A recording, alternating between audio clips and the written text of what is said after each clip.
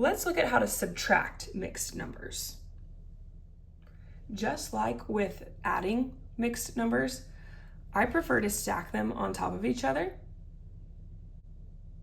When subtracting mixed numbers, you are going to subtract the fraction part and subtract the whole number part. So here I have 5/6 minus 4/6. There are 5 pieces. Taking away 4 pieces, I'm left with 1 piece, and it is the size of 6. Then I'm going to go to my whole number part. 4 minus 2 is 2. So 4 and 5/6 minus 2 and 4/6 is equal to 2 and 1/6.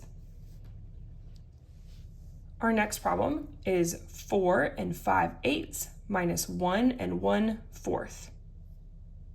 I know that in order to subtract fractions, I have to have the same size pieces. That means I have to have a common denominator. Here I have eighths, here I have fourths. Looking at those denominators to find a common denominator. I see that eighths would be our best choice for a common denominator.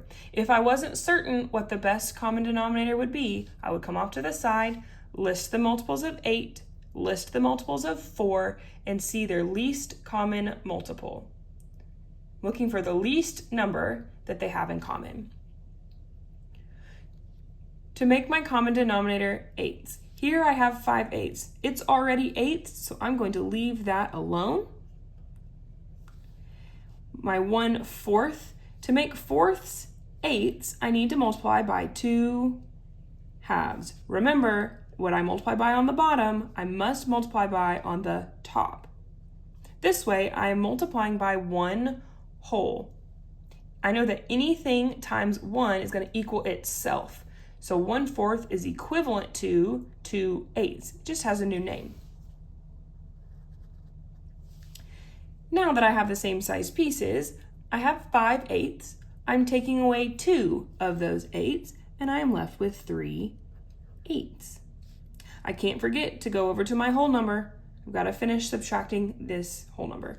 4 minus 1 is 3. So 4 and 5/8 minus 1 and 1/4 equals 3 and 3/8. For our next example, we have 7 and 1/3 minus 2 and 2/3. I'm going to start by subtracting the fraction part. I notice that these are both thirds, so I'm talking about the same size pieces. That's a good start. This is 1/3 minus 2/3.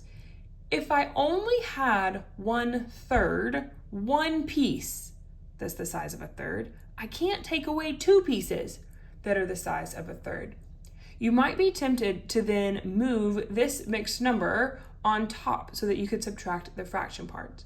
But remember that the whole number and the fraction part, they're not separate. This is one value. This 7 and 1/3 means that if I were to draw a number line, this is a little bit more than 7 whole, but they go together. Here, this 2 and 2/3, this is a little bit more than 2. So this is still the greater value. This 7 and 1/3 is greater than 2 and 2/3. It has to be on top as I subtract. Well then, how am I going to subtract these fractions? I need more thirds on top in order to take away 2/3. Well, I'm going to regroup. This is also called renaming the whole. I'm going to go over here and I am going to regroup. I'm going to use one of these wholes. So here I'm going to have 6 wholes, and I'm going to bring that 7th whole over here. The whole point of this is I'm looking for more thirds. So if I'm bringing a whole over and I want that to be thirds, that means I'm bringing over 3/3. Here's 6 whole, and here is the 7th whole. So now on top, I had 1 piece. Now I have 3 more pieces. I am looking at 4/3. And as you see here, this 4/3, it's greater than a whole. Yes, because I had some and I brought over a whole, so now I have more than a whole. I'm going to bring this 2/3 over so that it's in line and a little bit easier for me to work with. Now on top, I have 4/3 minus 2/3. If I had 4 pieces, take away 2 pieces, I am left with 2 pieces, and they're the size of thirds. I have subtracted my fraction part. Now I'm going to go over to my whole number part. Now on top, I have 6 whole. I'm going to take away 2 whole. I'm left with 4 whole. So 7 1/3 minus 2 2/3 is equal to 4 2/3. Let's look at one more example together. Here I have 6 1/2 minus 3 7/10. When subtracting mixed numbers, I'm going to start with the fraction part. I have 1/2 minus 7/10. I notice that I do not have common denominators. I have different sized pieces. The common denominator that I'm going to use is tenths. This 7/10, it's already tenths, so I'm going to leave it alone and keep it 7/10. This 1/2, I have to change to make tenths. To make halves into tenths, I need to multiply by 5/5. 2 times 5 is 10. 1 times 5 is 5. 1/2 is equivalent to 5/10. Now that I have the same size pieces, a common denominator, I can subtract.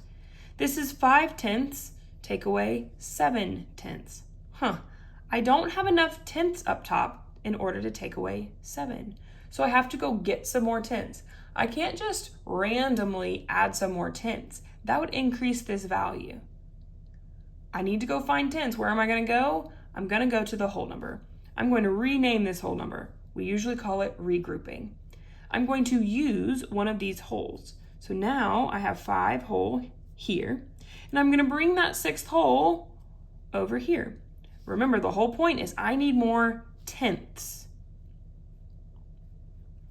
So if I brought over a whole, that means I was bringing over 10 tenths. Now on top, I have 15 tenths. I'm going to bring this 7/10 underneath it just so that it's in line. 15/10 minus 7/10 gives me 8/10. And I'm not finished yet. I have now subtracted the fraction part. I need to go over and subtract the whole number part. This is 5 whole minus 3 whole gives me 2 whole. 6 1/2 minus 3 7/10 is equal to 2 8/10. When subtracting mixed numbers, I'm going to subtract the fraction parts first. The first thing I need to do is make sure I have common denominators. Here I found thirds, here I found tenths. When subtracting mixed numbers, I'm going to subtract the fraction parts first. The first thing I need to do is make sure that I have common denominators. Here I change both fractions to tenths. Once I have the same sized pieces, it's time to subtract the whole number. Sometimes you may not have enough pieces on top, so you have to regroup. Sometimes that's called renaming the whole. I'm going to go to the whole number and use one of those wholes to make more pieces on top. Then I subtract. Once I find the difference in the fraction part, I can go to the whole number part and subtract the whole numbers. So always start with subtracting the fraction parts, keeping in mind that you have to have a common denominator and you might have to regroup. Then subtract the whole numbers.